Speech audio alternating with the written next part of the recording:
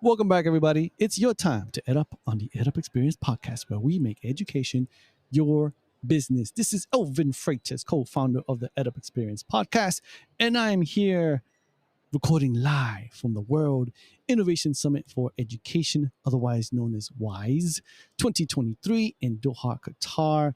And I'm going to bring in my guest, and I'm going to, as you all know, you've been listening, I'm horrific at names, and I'm gonna go for it. Okay, he's gonna keep me in check though. Here we go. He is Uriel. Okay. Kejsefman. No, not even close.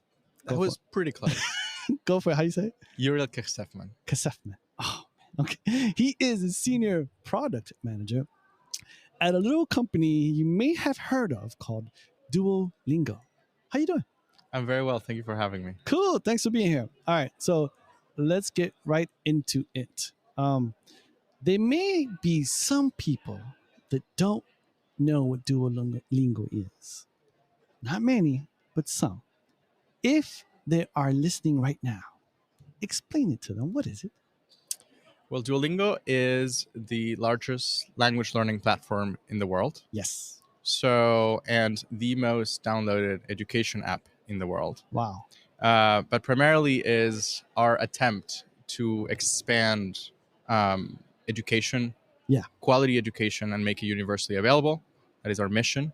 And we are starting with language. Mm-hmm. So we have courses today out of this past month, in fact, really? In math and in music, as well as language. But language was always our origin story and the focus of our app.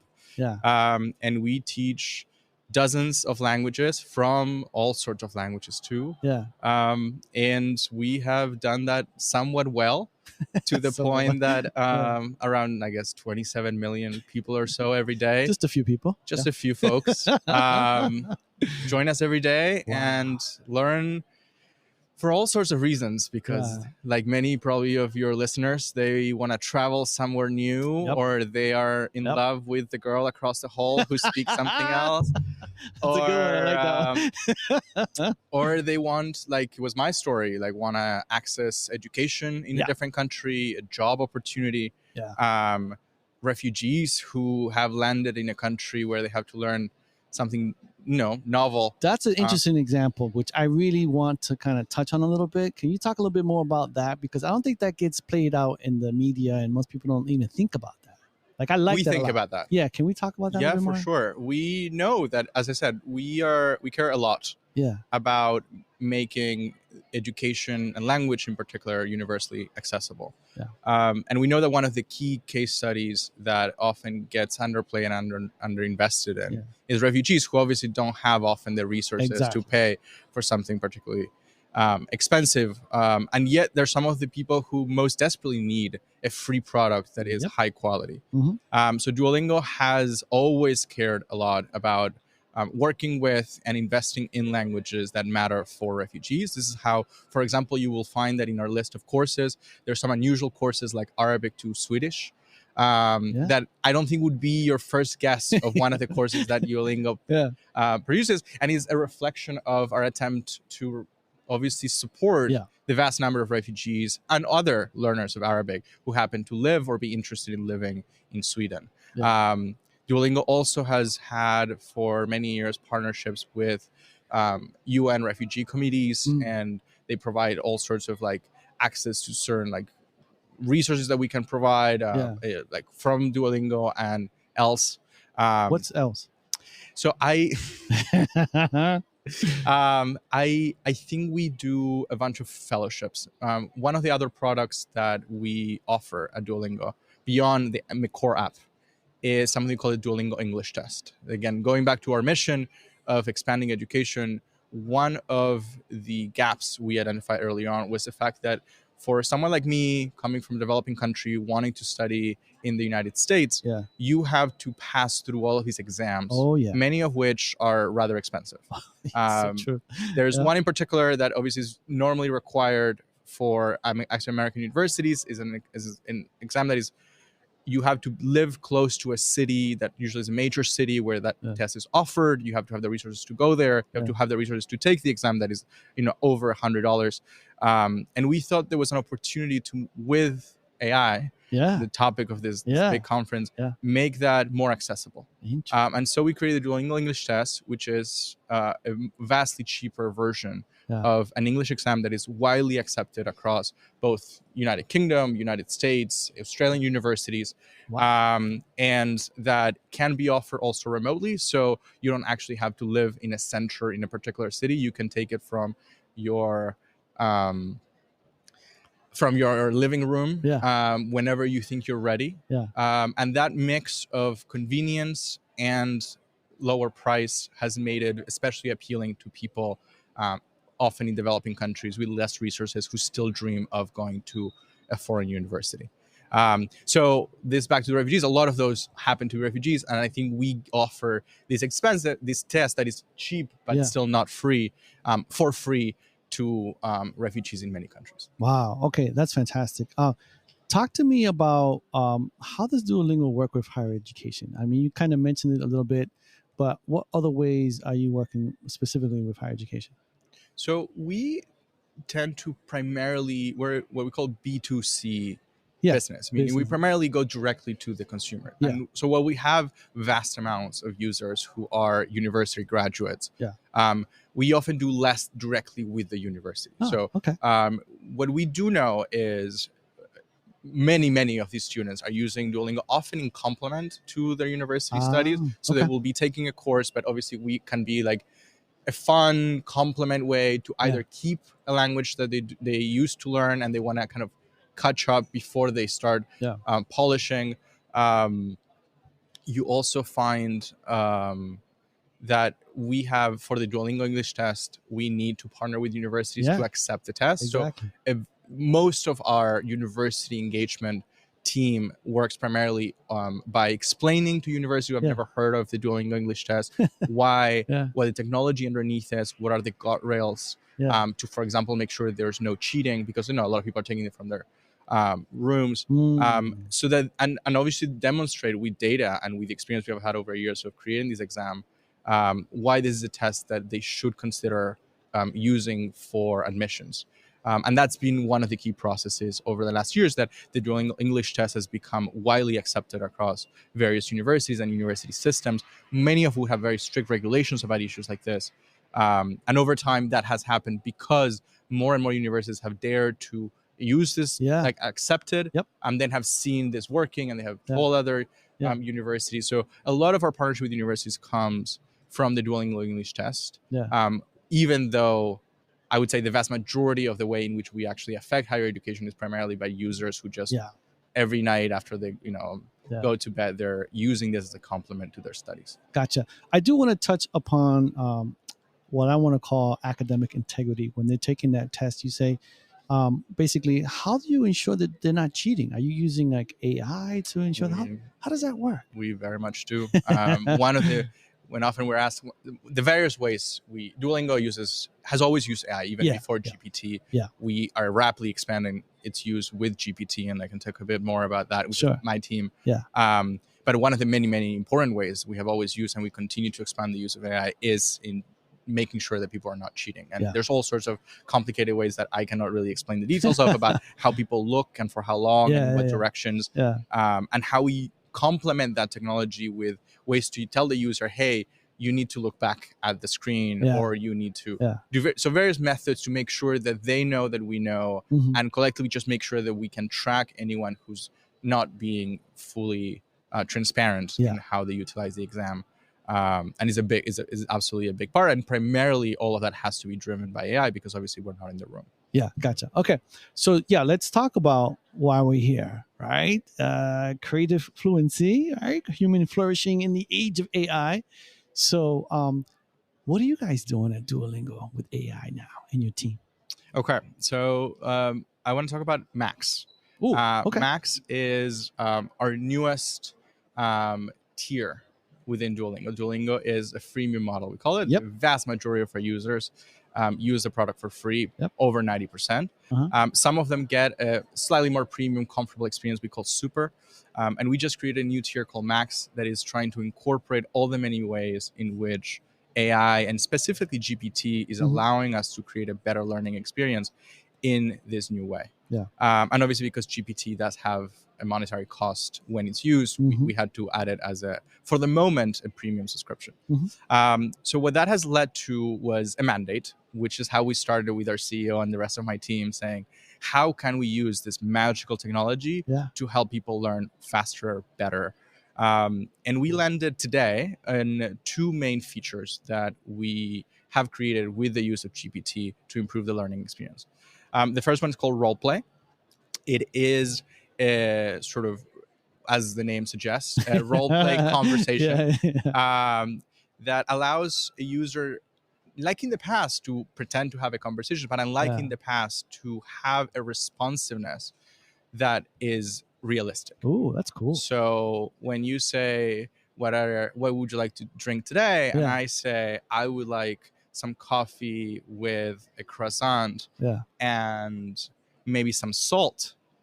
The barista that we have created in this conversation will say, that's highly unusual. Why would you want salt with your croissant? And then you will have this back and forth exchange. Interesting. Entirely driven by the way that you at that moment were inspired to respond. And obviously all of this is new, entirely and only enabled because of the new technology that GPT has opened for us.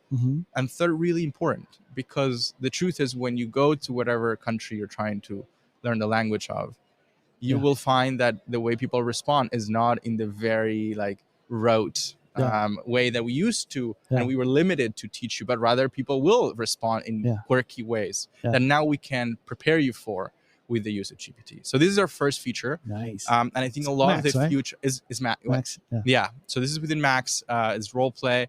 And we're very excited about the possibilities. This is where we are today. This is very new. Like everyone else, we're trying to understand this technology, use it. And more importantly for us, we care a lot about what we see in the data. So we have rolled this out for users in some countries and in some courses, trying to understand better how can we first improve this feature as best as we can before we roll it out to everyone else. That makes sense. And anyway, so that's our first feature. That's role play. And the second one is called Explain My Answer. Which once again, we're pretty literal in our naming. But what it does is users obviously make mistakes as they're learning. That's the whole point. Honestly, that's how you learn the most. Exactly. Now, it's often not obvious to you why you made a mistake. That's why you made the mistake in the first place. So what this tool allows is that when you make a mistake in your lesson and you see the wrong, you can say, explain me why, and then you will have a whole explanation of exactly what was that you specifically made. Was it that you did not conjugate that verb in the correct way because you didn't understand the correct gender of that particular noun? Oh, wow. Is it about something that you misspelled and why?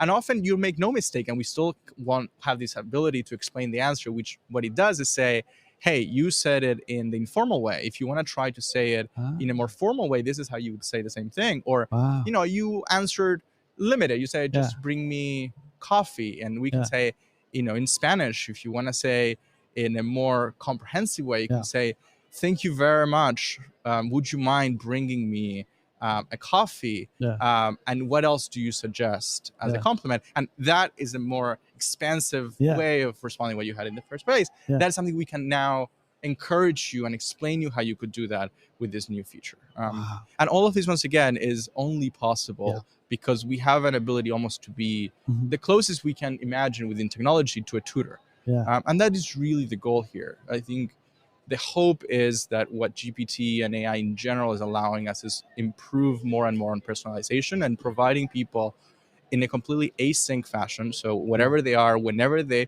happen to have 10 minutes in the train or late at night to do their lesson, to have a lesson of the quality of if you had a private tutor next to you. And that is the hope.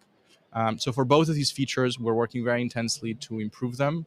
There's infinite potential. One of the obvious ones is thinking that this conversation that today you can have over text. So the way that role play works is by text. Ideally, one day will be with listening and with speaking. So literally going to be having a fairly similar conversation to what we are having. Just in the language that you're learning, and more importantly, at the level that you are, because that's the other thing we learned. That's very important. Yeah. Well, it was actually one of our main lessons. Yeah. So if you want, I can share a bit about what we learned so far from. Yeah, please do. That. So one of our key lessons so far has been how important it is to, what we say, mediate the desire for what we call a magical Duolingo experience. So where you say something, we respond in a really fun, quirky way, or the conversation goes in a, we call it a plot twist. It goes in a direction that you didn't expect. And if you're used to using Duolingo, the learners that Duolingo know that we do that a lot. We love to create something fun and unusual in a conversation that keeps you excited and engaged to continue. But that has to be mediated too by the level, because obviously GPT has the ability to really go in all sorts of directions, but some of these directions may be too advanced for where you are today. So one of the ways in which we're improving our features today is by making sure that while we incorporate that ability to go in creative directions and create magic moments, we are also being aware, and we're helping users have a conversation that doesn't feel like scary, that feels correct for the level where they are, and therefore is useful for their learning. Yeah, I like the level where they are. I think that's so important. I didn't think about that. That's great. Okay, let's wrap up.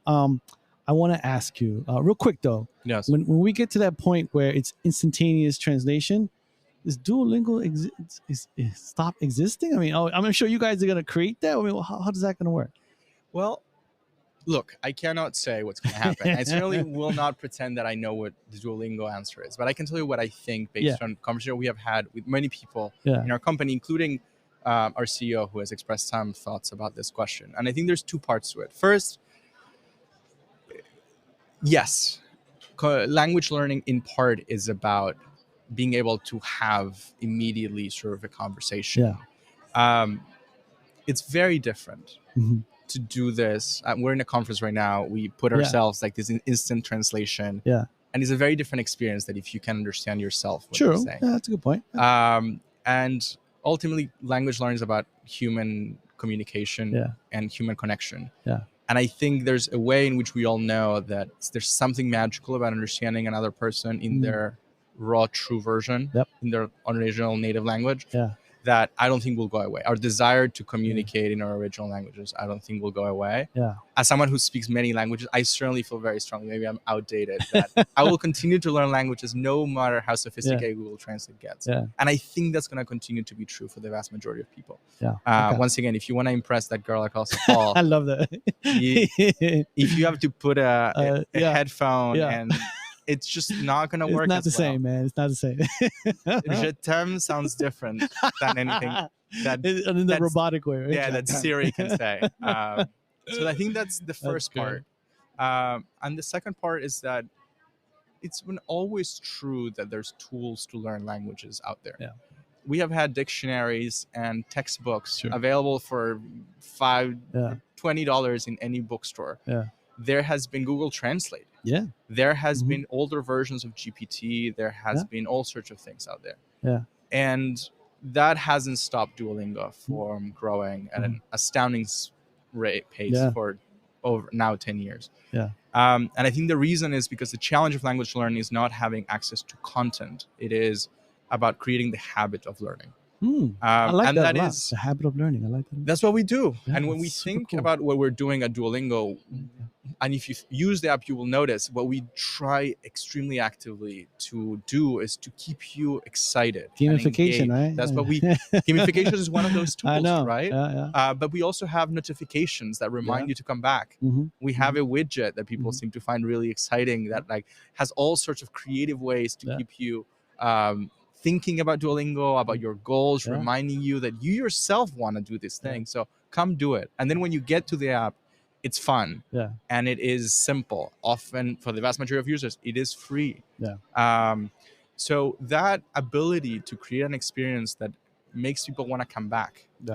People want to make people do it when they could be on TikTok or on Instagram and then stop that is really fun to do something that is not obviously fun. I think one of the things that I love about Duolingo and why I joined this company is because it is one of the places that is showing that we don't like for a lot of people who don't love the traditional education system, there are ways to make it more engaging. Yeah. And if we can succeed at doing that, at helping people stay engaged to accomplish their education goals in learning, but as I said, maybe now in math and music, that ability to create a habit, I think, will be much more substantive in our ability to continue growing, that whatever competitors out there may have an ability to produce content. And we're already free. So it's not even like we have that, like, oh, you can't. So I think we feel still that we have an important work to do, which is about continuing to provide the best learning education we can. That's what we spend all of our time focused on. And it has worked for us for a while, despite all sorts of new technologies. And I suspect it will continue to be the case going forward. Yeah, I agree. The habit of learning, that's a good phrase. I like that a lot. Last question for you. Yes. What do you see as the future of education? Maybe that's me 2 days after I hear all these brilliant speakers. I will not have any radical novel thoughts, I think, for you. I will just reflect two insights that I think are obvious. One of them is, despite the fact that I work at one of the companies changing the way education is provided, the vast majority of education remains very similar to what it was in Socratic times. And there's something about learning that needs human interaction and needs time, and a lot of the expertise we have accumulated over hundreds and thousands of years about how to teach better. And I don't think that's going to go away. And this is why Duolingo is very present in higher education, but as a complement often. And we are a tool to make things faster and better and help users maybe that don't have the time, but we haven't closed or replaced like classrooms and any of that. And I think that will remain true for all the fears about both technology and AI. I think education is unlikely to be transformed drastically anytime soon. That being said, we have a lot of new opportunities. Because today there is the ability to provide async education for someone who either is an unusual time or in a country where schools are very far away or they're not even functioning for whatever reason. There's an ability to create personalization we talked about earlier. We can do something that almost feels like a private tutor. Almost for free. And that is meaningful. And that is valuable addition to how education works. And I think that's what is also going to be part of the future, especially in a post-COVID era. I think the world has woken up to the fact that online, virtual, personalized, technology-powered education is essential. And as a result, especially given the pace of technology, I think that's going to accelerate. So it will look different. My hope, and I think it's certainly our hope at Duolingo, is that it will look better because it's going to be cheaper, because it's going to be hybrid. It's going to be using the best of what humans only can provide with the best of what technology can complement. And we need it more than ever for obvious reasons. So. Okay, fantastic. This is great. I appreciate your time. Did you enjoy your experience? Very much. Thank you for having me. Good. Absolutely. Okay, I'm going to try it again. You ready for this? I'm ready. This is. I always. It's even worse the second time around because I outro the guests and it's actually worse. On your defense, can I say, I was in school and they would read through the names of everyone in the classroom and they would always skip me. They would just say Uriel after it. They said Gomez and then it was Uriel. So don't worry, this has been my whole life. All right. Here we go. I'm going for it. Ladies and gentlemen, you've been listening from Uriel Kejsefman. No. That was. Go for it. How do you say it? Uriel Kejsefman. Oh my God. I'm so sorry. It's totally cool. Thank you for being nice about it. I appreciate it. Absolutely. All right. He is a senior product manager at the little company you may have heard of called Duolingo. So thanks again for your time. I really appreciate it. Absolutely. And make sure that remind all of your listeners to do their Duolingo lessons. And with that, ladies and gentlemen, you just EdUp'd.